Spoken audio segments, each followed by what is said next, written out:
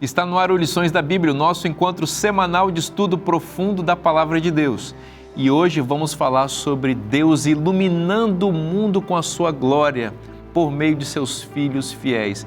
É o nosso último encontro dessa temporada, mas está imperdível e está começando agora.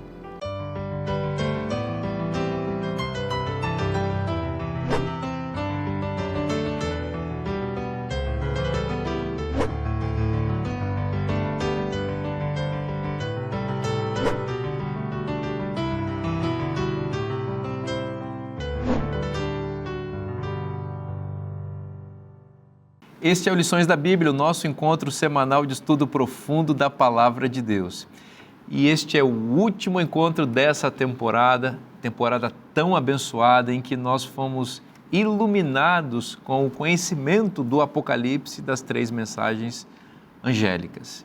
E é um momento também da gente se despedir aqui dos nossos queridos amigos que estiveram conosco ao longo desses 3 meses aí, né?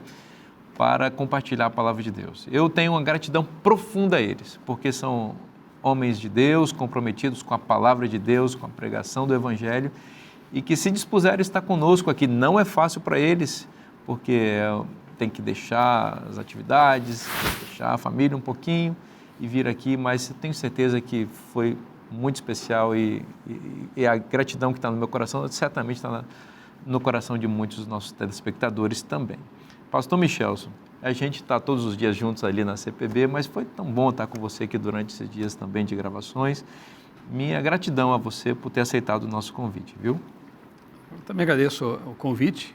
Foi realmente um grande privilégio estar aqui ladeado, né, por pessoas que dedicam a vida a pregar o Evangelho, homens de Deus, e estudando o Apocalipse, então, é realmente algo muito gratificante. Que legal. Pastor Adenilton, que bom reencontrar você aqui, né? Nós fomos colegas assim rapidamente no seminário, você já estava saindo, eu estava chegando, e você também foi meu professor de Apocalipse no período de formação, e que alegria ver você sendo usado por Deus como tem sido e conosco aqui durante essa temporada. Muito obrigado.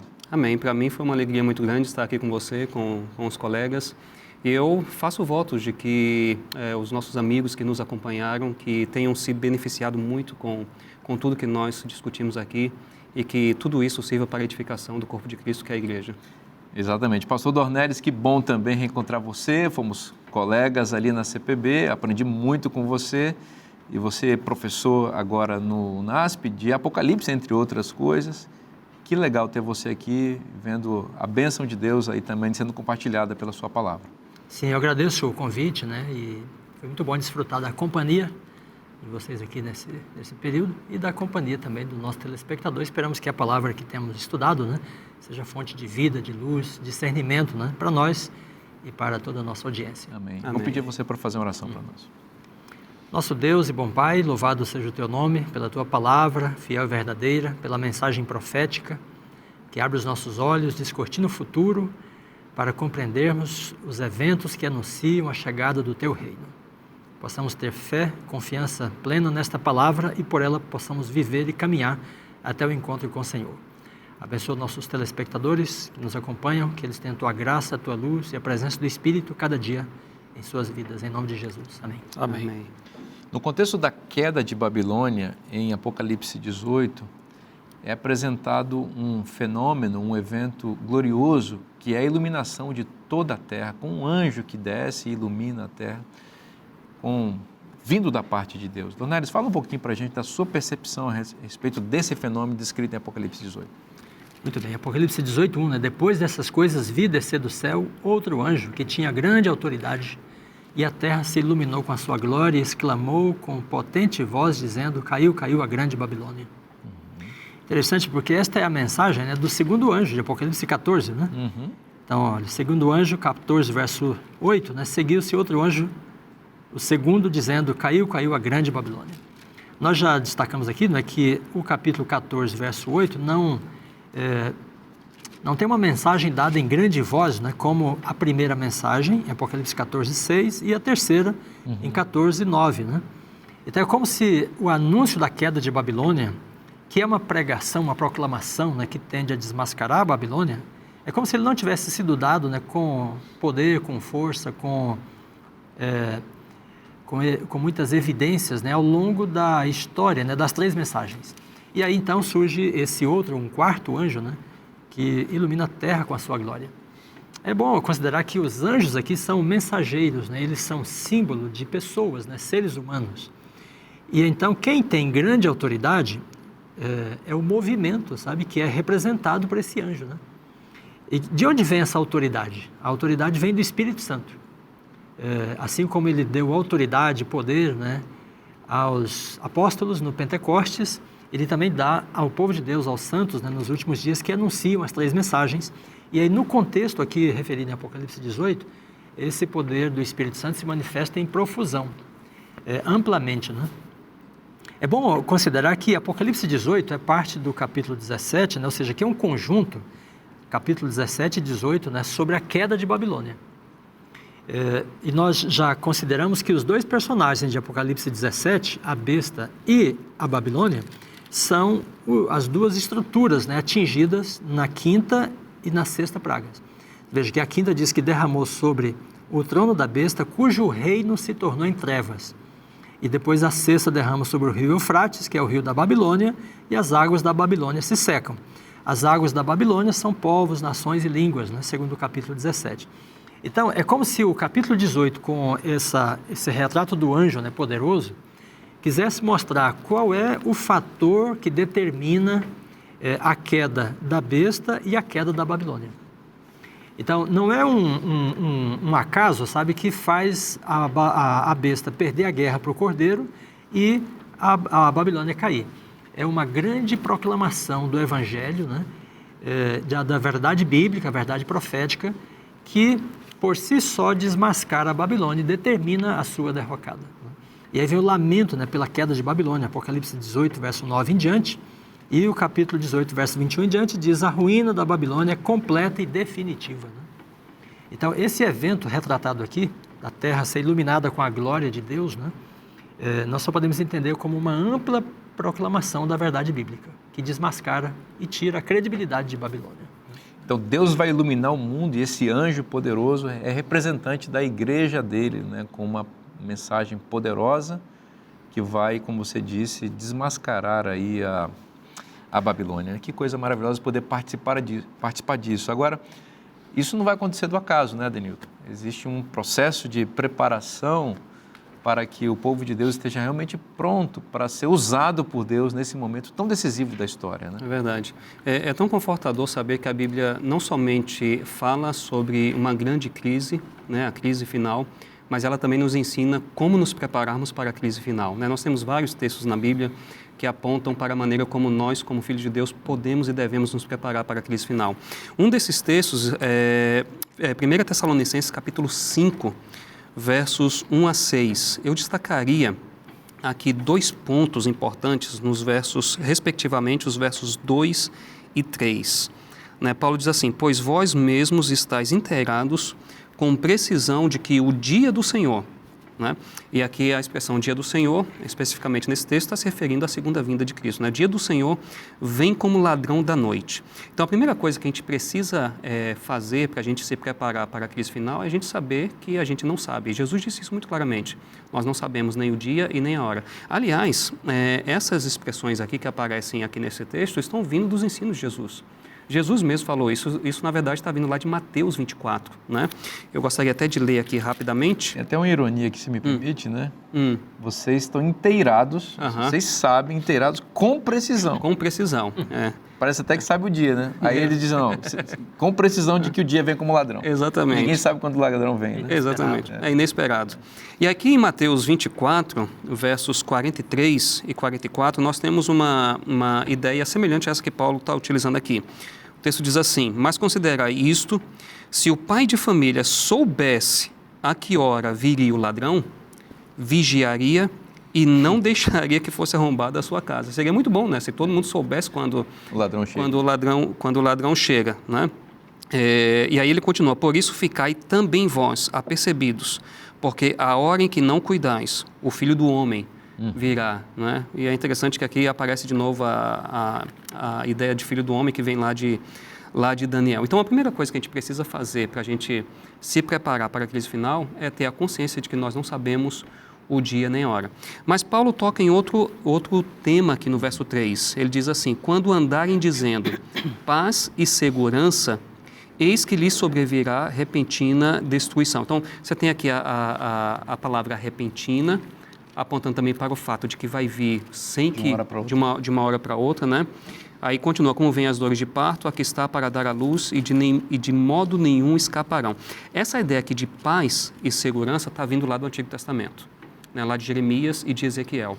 Então, Paulo está retomando a mensagem dos profetas e aplicando a esse momento aqui, que é a segunda vinda, o preparo para a segunda vinda. Agora, tem uma coisa interessante, se me permite uma outra parte aqui, que ele fala que virá repentina destruição sobre aqueles que estão dizendo paz e segurança. Certo? Eles estão achando que vai haver um momento assim de tranquilidade e tudo, e vão falar disso, né? Não quer dizer que vai haver um momento de paz. E isso fica claro. Ele está falando.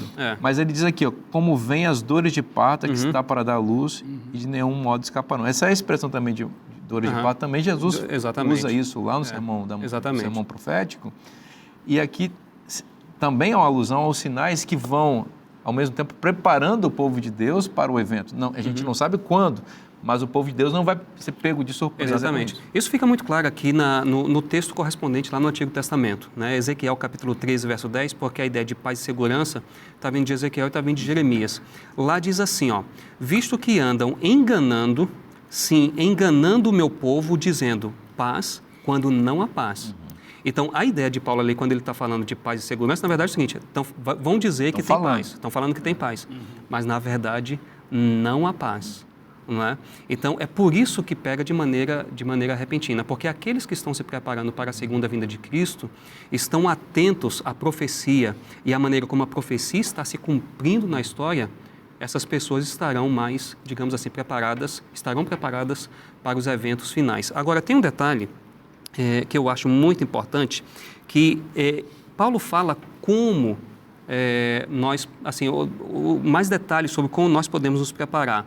Isso está lá no verso 6, né, e no verso 7. Ele diz assim: assim, pois, não durmamos como os demais. A ideia é a seguinte: aqueles que estão dizendo que tem paz quando não tem paz, eles estão dormindo. Não é? Pelo contrário, vigiemos. E nos evangelhos, quando Jesus falava da ideia de vigiar, a ideia de vigiar estava sempre associada à ideia de orar. Vigiai e orai. Ou seja, nós nos preparamos para os eventos finais vigiando e orando. Sejamos sóbrios. Ou seja, e para nós sermos sóbrios, nós não podemos nos contaminar com o vinho de Babilônia. Embriaguez, né? Exatamente. Para que nós permaneçamos sóbrios, não podemos nos embriagar com o vinho de Babilônia. E para finalizar, ele menciona no verso 8 uma coisa que Paulo ama. Ele diz assim: nós, porém, que somos do dia, sejamos sóbrios, revestindo-nos da couraça da fé, do amor e tomando como capacete a esperança da salvação. Fé, amor e esperança. A mesma coisa que ele apresenta naquele hino lá de 1 Coríntios. Então, nós precisamos de fé, como nós já comentamos aqui várias vezes. Aqui está a perseverança dos santos, aqui estão aqueles que guardam os mandamentos de Deus, e a fé. Não é? Então, nós precisamos de fé, precisamos de amor, precisamos amar a Deus mais do que nós amamos qualquer pessoa, mais do que nós amamos qualquer coisa, e precisamos ter esperança. A sobriedade é muito importante aqui também, né? Você frisou. Veja, a sobriedade é a ausência do vinho, né, na Bíblia. Exatamente. Hoje, as pessoas cultivam um pouco a sobriedade, porque usam muita bebida alcoólica, usam drogas, né? Dormem pouco, comem muitas coisas que são nocivas à saúde e prejudicam o discernimento, né? Então, a sobriedade é o estado, né, do discernimento aguçado. Isso é pela palavra de Deus, e também tem aquilo que nós fazemos para ter o condicionamento, né? O bom funcionamento do corpo, que vai dar clareza, né, à mente. No verso 4, ele diz assim, ó: mas vós, irmãos, não estáis em trevas, para que esse dia, que é a volta de Jesus, como ladrão vos apanhe de surpresa. Veja de novo aqui, os filhos de Deus não são das trevas, e eles não vão ser surpreendidos, porque eles vão estar atentos aos sinais por conta do discernimento, vão estar com a mente assim, bem sintonizada com a frequência de Deus, e vão perceber a lógica das coisas. Quem é das trevas está sintonizada, tem a mente sintonizada com a lógica do mundo, e vai ser iludido, porque está embriagado com o vinho de Babilônia, aquilo que é oferecido aí. E eu me lembrei aqui das 10 virgens, das 5 prudentes, das 5 nécias. As 5 prudentes, elas são... É noite para todo mundo, mas elas estão com luz. E a luz é a fidelidade à palavra de Deus. É noite para todo mundo, é cansaço para todo mundo, é demora para todo mundo, mas 5 estavam ali em comunhão Prudentes, íntima, né? Prudentes, né? Tem um detalhe também aqui na fala do pastor Denilton, que ele falou sobre como dragão, né? Como dragão. Falamos tanto em dragão esse trimestre. Como ladrão, né? De noite. Não deixa de... nesse caso não pode ser, né? Só rimou, só. Só rimou. Os cristãos têm que aprender a parar de associar a sua fé escatológica, né, na segunda vinda, a uma data específica. Lições já houve no passado. Os mileritas, né, não os adventistas, os mileritas, né? Liderados aí especialmente por um batista chamado Guilherme Miller, marcaram datas, houve um desapontamento. Aí todo o evangelicalismo, né, associou aí a sua esperança a uma frase que não é bíblica: 1000 passará, 2000 não passará. Já passamos aí 23 anos de 2000, né? Então, uma frase equivocada. Pessoas que estão associando a volta de Cristo com 2027 por conta da teoria dos 6.000 anos, tem nada a ver esse assunto também. 2031, a agenda da ONU, e assim vai, né? De desapontamento em desapontamento eles vão caminhando. Na verdade, o senso de urgência tem que ser muito maior do que isso, né? Porque eu posso morrer hoje, posso morrer amanhã, e Jesus pode voltar antes de 2027. Tomara, né? Mas assim, não devemos vincular nossa fé na volta de Cristo com datas, com momentos específicos. Não devemos vincular nossa fé aos jornais. Sim. Tem gente que é reavivamento de notícia. Pandemia, então, olha, eu nunca vi tanto reavivamento. Tanta gente estudando sobre Apocalipse, profecias, depois a depois pandemia passou, né? E o reavivamento também foi embora, né? Realmente. Agora, isso vai acontecer, tudo isso vai acontecer, a lição nos traz de volta aqui, traz a lembrança, Daniel 2, que é a profecia mais básica ali, né, que dá o contexto historicista, né, de interpretação profética, e mostra que sim, tudo vai acontecer como está profetizado. Porque, veja, os impérios passaram já. Cabeça de ouro, Babilônia, braços e peitos ali de prata, Medopérsia, ventre e coxas de cobre ou bronze, Grécia, Roma, pernas de ferro, Europa ali dividida, já se foi, né, tá indo também. Estamos na pontinha dos dedos dos pés da estátua. Faltando apenas um detalhe se cumprir na profecia, que é a pedra vinda do céu, não cortada por mãos humanas, ou seja, a intervenção é de Deus, não é um reino humano, não é por nossos esforços, não é pela justiça que vamos trazer, é Deus quem vai intervir. Então, falta só isso. Vamos duvidar da profecia? Tudo vai acontecer, Jesus voltará e nós teremos o reino de paz, justiça e eternidade para nós. Amém, que legal, pastor Michelson. A gente vai fazer um intervalo bem rapidinho, não sai daí, a gente volta já já. Na verdade é uma blindagem, né, contra os enganos, contra a mentira, contra a sedução. E a lição aqui apresenta 3 textos para a gente recordar, né? O primeiro dele é bem conhecido, João 8,32, vocês conhecerão a verdade os libertará. Lembrando que a verdade não é um conceito, não é uma filosofia, não é uma ideologia, não é uma ideia política. A verdade é Jesus Cristo.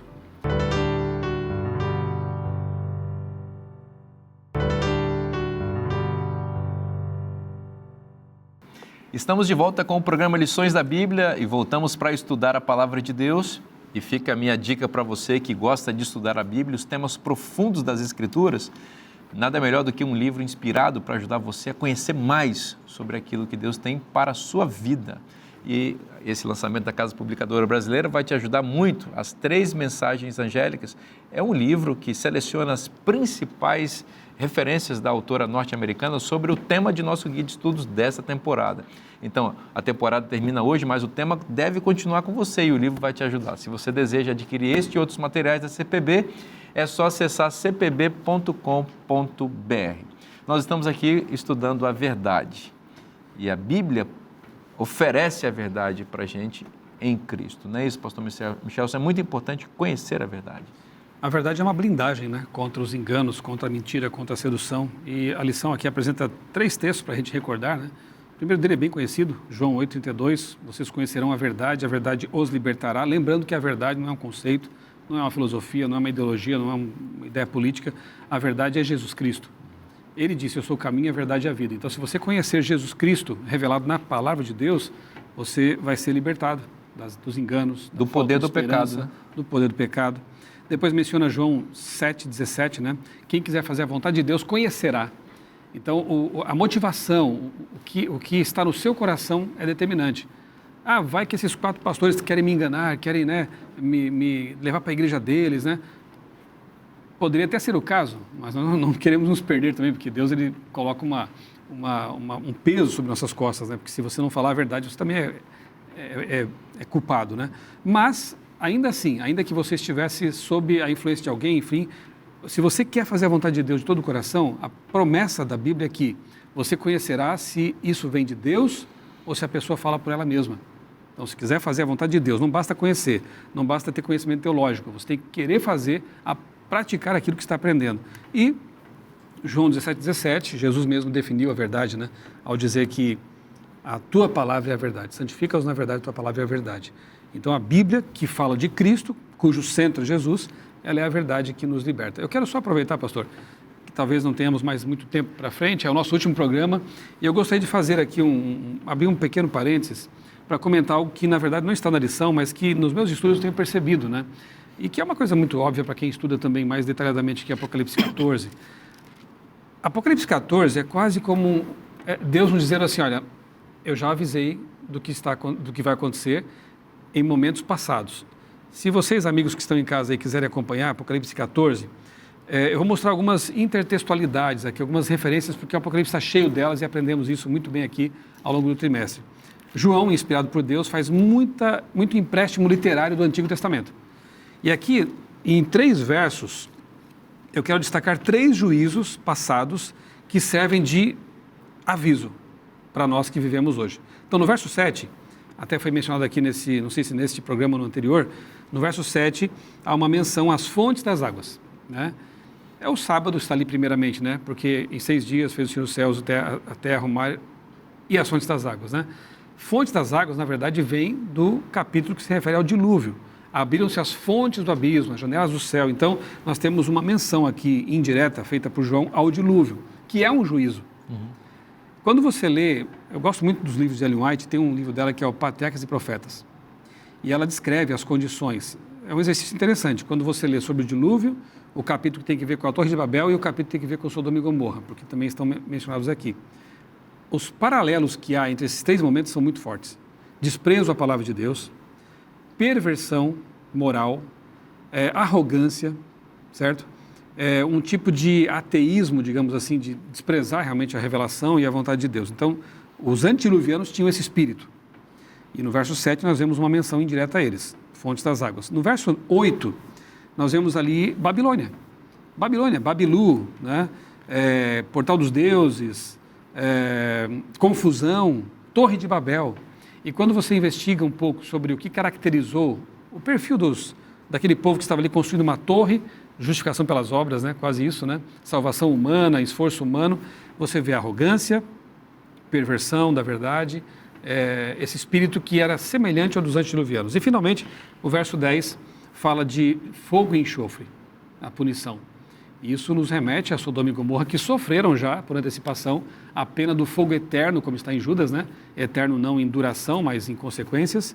Então nós temos aqui uma menção a Sodoma e Gomorra, que também manifestaram arrogância. Quando você lê lá Ezequiel 16, se eu não me engano, 49 e 50, há uma definição dos pecados que levaram Sodoma à destruição, né? Você tem ali desprezo para com os pobres. Deus, de forma alguma, aprova esse tipo de conduta, né? Nós temos que cuidar dos menos favorecidos. Então, desprezo para com os pobres, arrogância, falta de hospitalidade, digamos assim, né? Tratavam muito mal aqueles que chegavam lá. E uma palavra que apareceu aqui no outro estudo, né? Que tem que ver com, cuja tradução é abominação, toevá, né? E tem a ver com práticas sexuais depravadas. Toebá, que aparece também lá em Levítico 18. Então, esses 3 juízos aqui, destruição pelo dilúvio, Torre de Babel e Sodoma e Gomorra, são avisos de Deus. Como que Deus diz assim, filhos, o pecado leva à destruição. Isso já aconteceu. E a destruição final, pelo juízo final, vai acontecer também. Vocês têm esses lembretes do passado, então fiquem atentos a isso. O povo de Deus é chamado a pregar a verdade, né? E a verdade está em oposição à mentira. Então, como parte da preparação, né, contínua do povo de Deus, está esta experiência, né, de conhecer a verdade. Nós estamos aqui nesse estudo, né, já há algumas semanas, estudando, esmiuçando, né, o Apocalipse e a Bíblia, né? É interessante nesse contexto pensar, né, como é que nós, como cristãos, né, como religiosos, evangélicos, protestantes ou católicos, como é que nós gastamos o tempo, né, que a gente está na presença de Deus? Porque Jesus está falando de conhecer a verdade, é um exercício cognitivo, sabe? De você ouvir, de você estudar, analisar, né, pensar a respeito, sabe? 2 vezes ele fala, né, conhecereis a verdade, aquele que quer conhecer, né? Então, é muito importante isso, porque às vezes o culto, né, pode simplesmente passar a ideia de que basta a pessoa ter uma sensação da presença de Deus, sabe? Com louvor, né? Com a fala do pregador contando uma história, sabe?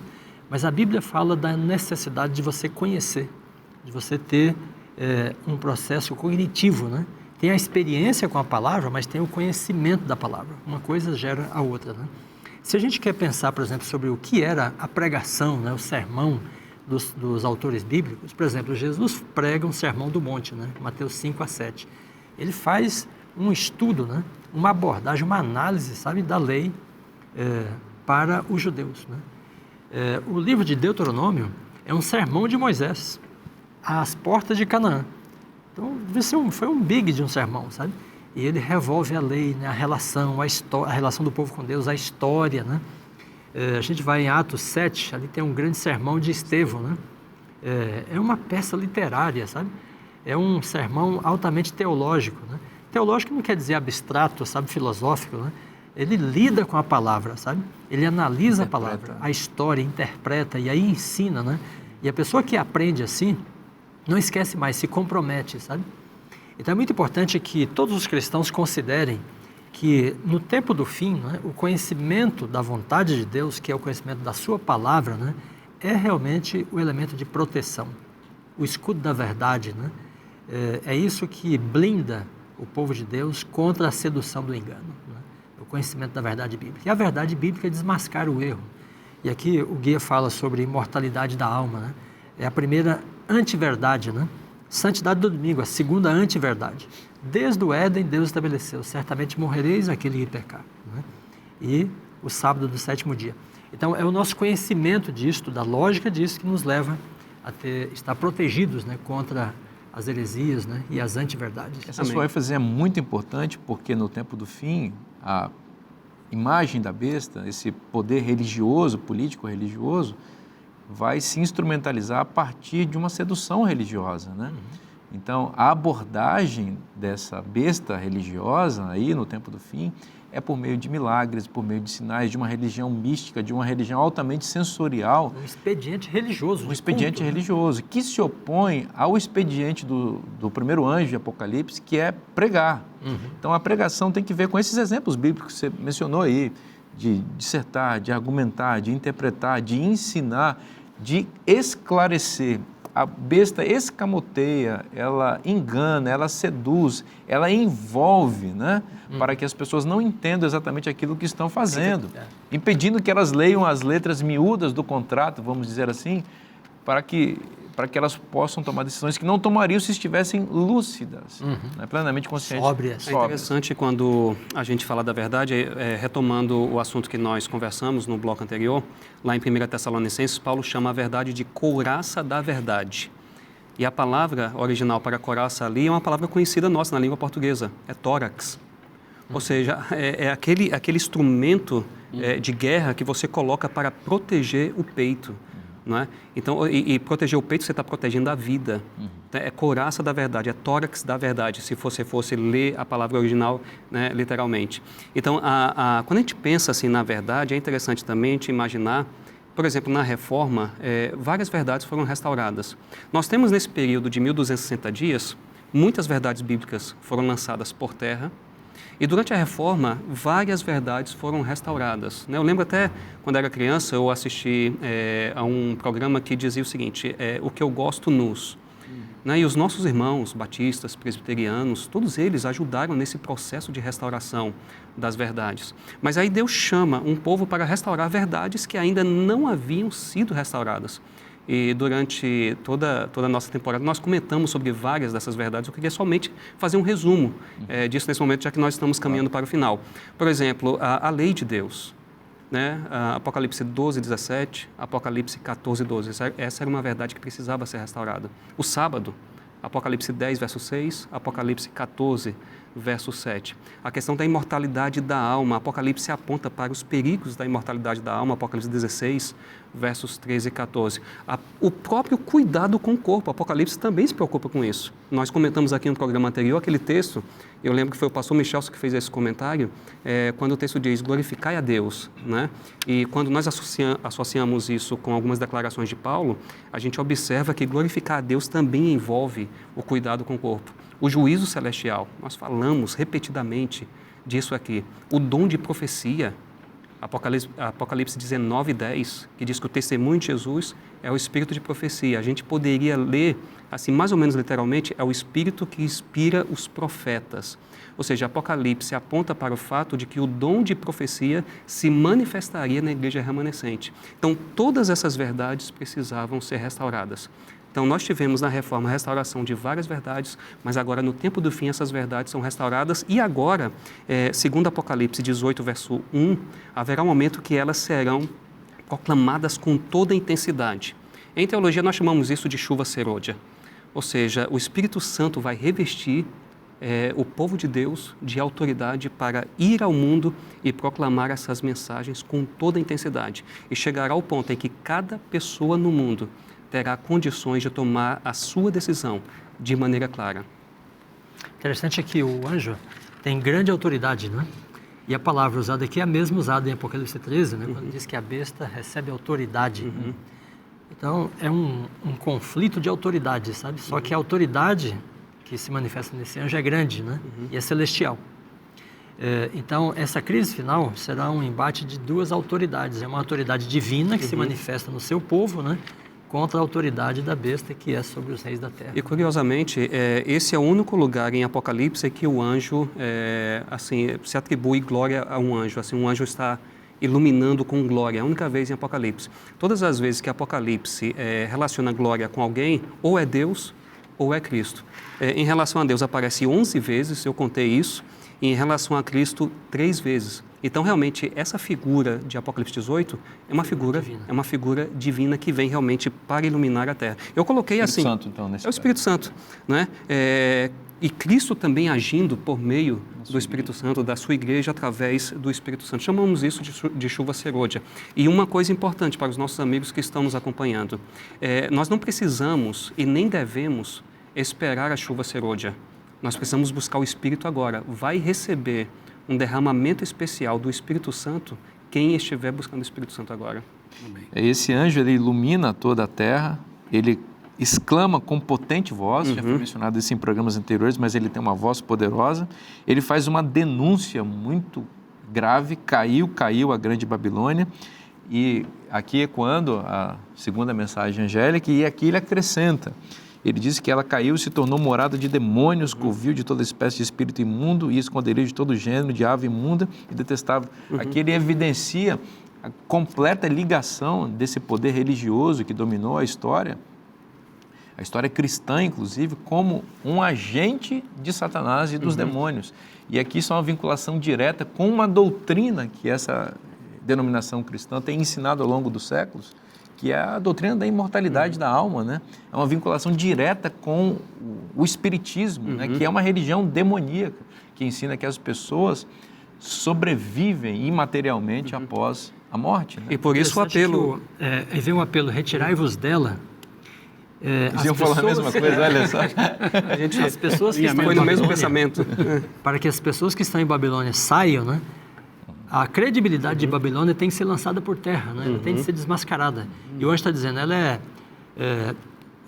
morada de demônios, covil de toda espécie de espírito imundo, esconderijo de todo gênero imundo e ave detestável, que é uma série de palavras, né? Como é que você vai ficar num local em que você está sendo evidenciado que é um local que mora demônios? Exatamente. Então, a credibilidade tem que ser quebrada para que as pessoas, tendo o seu vínculo cortado, consigam deixar a Babilônia. E o apelo para sair se baseia em 2 coisas, segundo o texto, né? Retirai-vos dela, povo meu, primeiro, para não serdes cúmplices em seus pecados. E agora estão conscientes. Porque agora estão conscientes. E para não participardes dos seus flagelos.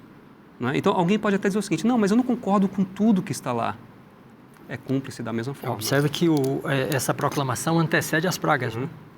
E é a última chance que as pessoas têm de deixar a Babilônia e então não serem atingidas pelas pragas. E a questão muito interessante, Deus chama essas pessoas de povo dele. Deus tem povo em Babilônia. Então não fica achando assim, estão denunciando a minha religião, a minha igreja. Não, você é povo de Deus. Então Deus ama você. O amor de Cristo por você não é por causa da sua religião, é por você. E Ele quer salvar você, Ele quer tirar você desse local. Agora, precisa ouvir a denúncia dele, acreditar no que ele está dizendo, fazer a associação bíblica, conhecer a verdade, como foi mencionado aqui. E seguindo aqui na sequência do texto em Apocalipse, em Apocalipse 21 e 22, nós temos a Nova Jerusalém. A gente já comentou isso em programas anteriores, mas eu acho que vale a pena frisar outra vez. Vai entrar na Nova Jerusalém somente quem sair de Babilônia. Vale a pena trocar a Babilônia por Jerusalém, pela Nova Tenho Jerusalém. ainda outras ovelhas, disse Jesus, né? Elas ouvirão a minha voz.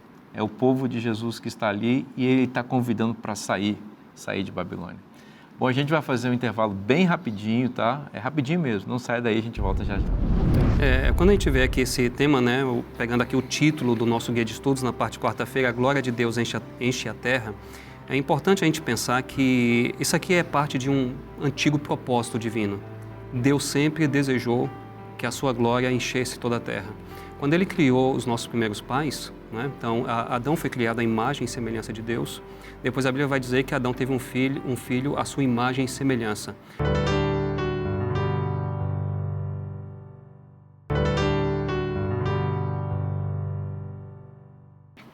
Estamos de volta para o último bloco desta temporada em que estudamos as 3 mensagens do Apocalipse.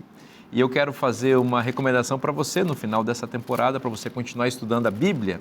E eu tenho um guia muito especial para oferecer gratuitamente para você como um oferecimento dos Anjos da Esperança, que é a revista Cura do Pecado, em que se detalha aqui a doutrina do pecado na Bíblia, como surgiu no universo, o que Deus fez para erradicar esse problema e como você pode aprender mais sobre esse assunto tão importante em conexão com todas as Escrituras. Aqui é um material muito bem ilustrado, muito bem escrito, didaticamente preparado para que você entenda esse conteúdo que está na Bíblia e possa se preparar para encontrar com Jesus quando Ele voltar em breve. Como é que faz para receber esse material sem custo nenhum na sua casa?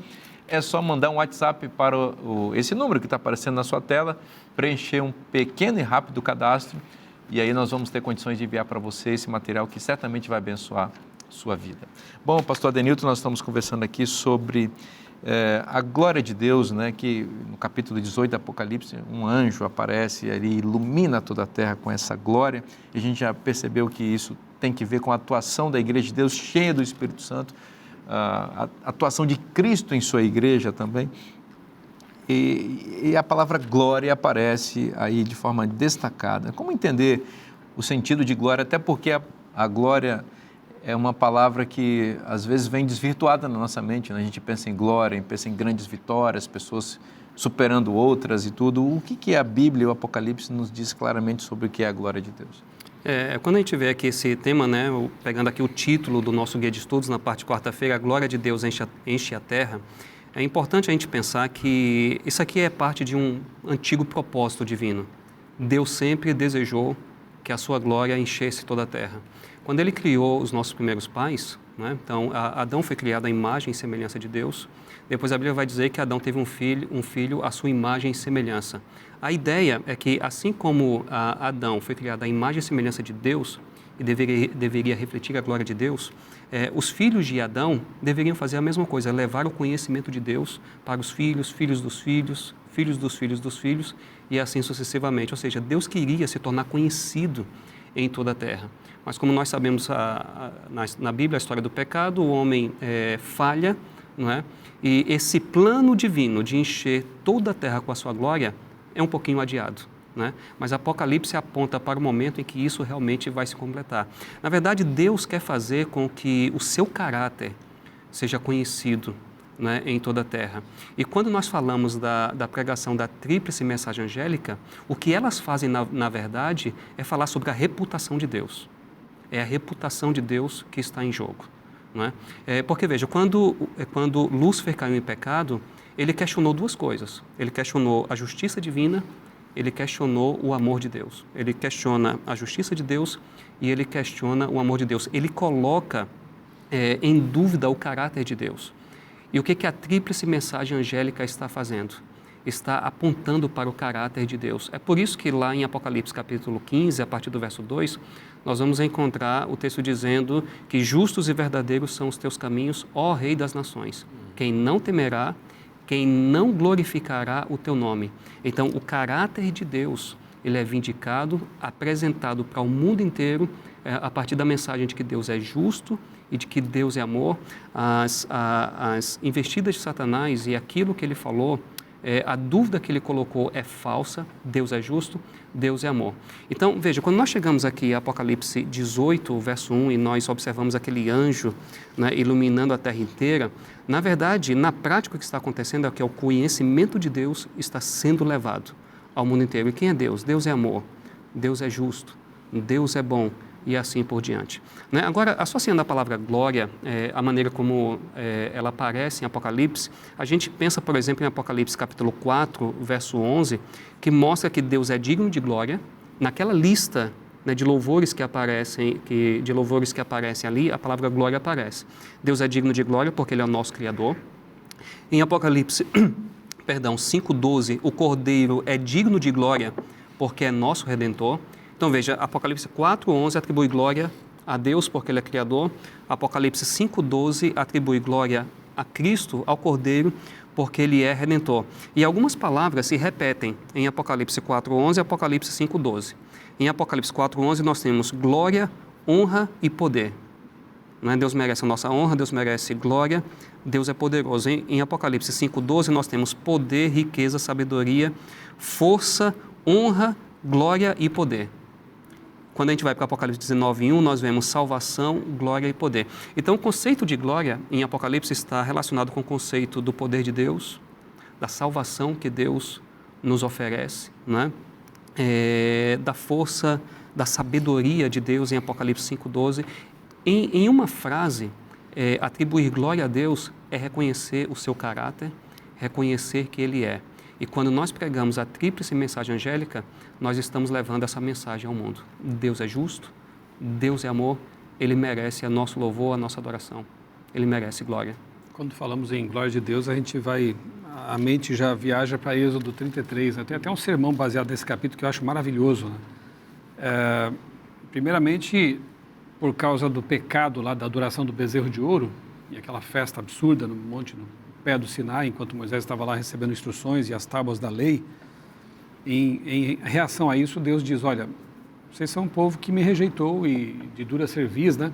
O meu anjo vai com vocês.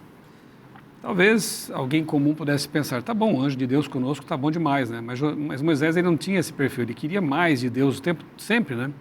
E ele diz, Senhor, eu consigo até imaginar assim, um diálogo mais atualizado, quem sabe, né? Senhor, obrigado pelo anjo, mas se o Senhor não for conosco, não vamos arredar o pé daqui não, né? E ele dialoga com Deus, ele argumenta com Deus, né?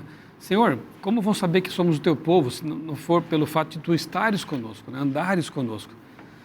Aí Deus, tá bom, Moisés, eu vou com vocês, né? A gente até costuma dizer, antropologizando um pouco, né?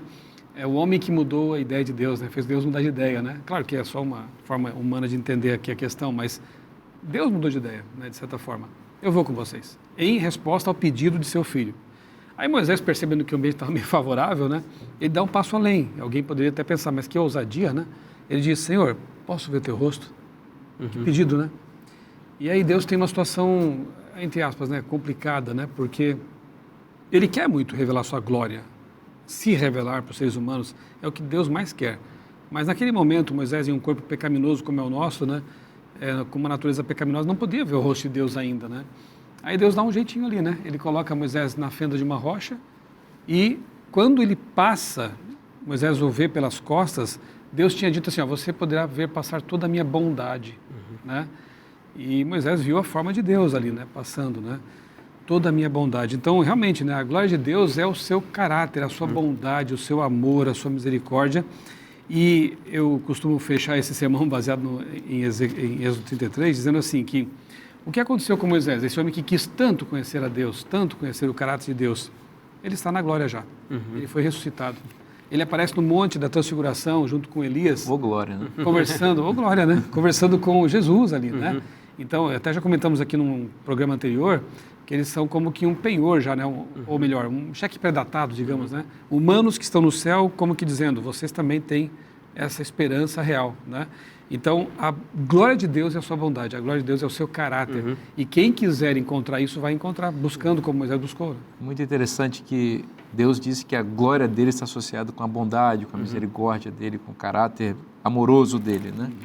E o Apocalipse se refere muitas vezes a Jesus como Cordeiro, que é uma imagem que evoca toda essa bondade de Deus, né? O Apocalipse também apresenta Jesus como leão, e aí a gente vê a sua força, né, para proteger seu povo, mas o Cordeiro parece ser um título bastante recorrente, né? Recorrente, constante, né? E, na verdade, é o título preferido, né, de João no Apocalipse para Jesus. É interessante que só João chama Jesus de Cordeiro, né? Ele chama no Evangelho e chama aqui, embora ele use duas palavras diferentes. O livro, né, como revelação de Jesus Cristo, então no prólogo, no primeiro capítulo, vem a apresentação, né? E aí João já dá a informação, né, de quem é Jesus, ou de que tipo de Jesus ele está falando, né? Porque no versículo 5 ele diz assim, é da parte de Jesus, a fiel testemunho, primogênito dos mortos, aquele que nos ama, e pelo seu sangue, o sangue aí é o sangue do Cordeiro, é como se ele tivesse preparado aqui o caminho para que a pessoa veja e enxergue, né, Jesus no Apocalipse através da figura do Cordeiro. Porque ele derramou o seu sangue e aí nos constitui o reino e sacerdócio para Deus, né? A ele seja a glória, etc. Então, capítulo 1, nós já temos Jesus associado com o Cordeiro por causa do sangue, né, que é derramado. E aí vem toda a imagética do santuário, né, com o sacrifício do Cordeiro que purifica, que limpa, né, do pecado. No capítulo 5, aí você tem é quase um paradoxo, né, porque ele fala... Aí tem o trono, tem o livro, né? E aí aparece então o leão da tribo de Judá, a raiz de Davi. É uma linguagem real, né? Da realeza. E a figura do leão trata de força, né? De agressividade. Mas quando João vê, então ele diz, vi no meio do trono um cordeiro como tendo sido morto. Então ele estava buscando o leão, mas quando ele enxergou, captou a imagem, né? Era de um cordeiro como tendo sido morto.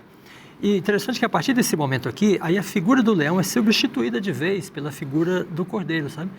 Mesmo quando Jesus se ira, capítulo 6 tem essa expressão, né? Mas é a ira do cordeiro, sabe?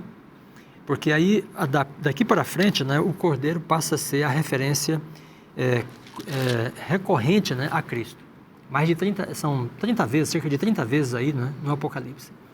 Veja alguns detalhes, né, do cordeiro. No capítulo 12, né? Então vem, eles o venceram por causa do sangue do cordeiro.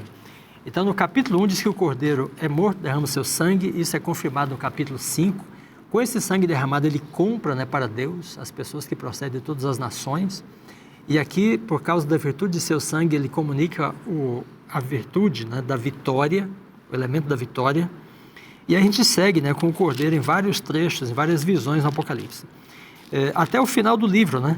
E aí no capítulo 21, ele se refere de novo ao cordeiro, a cidade, 21, 23, né? A cidade não precisa de sol nem de lua para dar a sua claridade, pois a glória de Deus a ilumina e o cordeiro é a sua lâmpada, né? Então o cordeiro derrama o sangue, ele compra, ele vence, ele ilumina, né? Versículo 21, ele também se refere ao cordeiro. E no capítulo 22, ele diz, então me mostrou o rio da água da vida, brilhante como um cristal, que sai do trono de Deus e do cordeiro. É curioso que o rio da vida alimenta, rega a árvore da vida, que produz alimento para os salvos, né? Então se alimentam da árvore da vida, que é regada pelo rio da vida, que procede do trono do cordeiro, né? Então a vida do cordeiro flui, sabe, pelo rio da vida e a árvore da vida, né? E depois ele diz, no meio da cidade da sua praça, ele descreve um pouco, e depois no verso 3, né? Nunca mais haverá qualquer maldição. Nela estará o trono de Deus e do cordeiro. Olha, na cidade santa está o trono de Deus e do Cordeiro. Não é interessante que não esteja lá no trono do universo, né, um leão, um urso, um leopardo, né, como sendo o protetor do universo, né? Não, é um cordeiro, né? Então o rei do universo é manso, é humilde, né, é dócil, é acessível, né, é cativante, sabe, como um cordeiro, né? Então se o leão pode dar essa impressão de força, o cordeiro dá essa imagem, né, da bondade, sabe? E é interessante que a glória de Deus está associada com a bondade, né? E o cordeiro é a manifestação dessa bondade, sabe, no Apocalipse, né? E é por isso que não tem mais maldição, nem violência, nem corrupção, nem maldade, né? Porque o governante do universo é o Deus, né? Que é como um cordeiro. Amém. É interessante que em João 1,14, João diz assim: o verbo se fez carne e habitou entre nós e vimos a sua glória, glória como do unigênito do Pai. Em Hebreus 1,3, Paulo diz que Jesus é o resplendor da glória e a expressão exata de Deus. Em outras palavras, se a gente quer saber quem Deus é, precisamos olhar para Cristo. Amém. Jesus é o Cordeiro de Deus, Agnus Dei. Ele é a representação máxima do amor, da misericórdia e da bondade. E para Ele podemos todos nos dirigir, olhar para Ele, olhar para o seu sacrifício. Foi sua morte que comprou o nosso direito de ter a vida eterna. Por isso, João Batista disse: eis o Cordeiro de Deus que tira o pecado do mundo. É hora de olhar para Jesus, para seu olhar favorável para nós. Ele está de braços abertos para nos receber e deseja que vivamos com Ele para sempre. Ao longo dessa temporada estudamos as verdades do Apocalipse e o convite de Cristo hoje é: venha ser seguidor do Cordeiro de Deus que tira o pecado do mundo.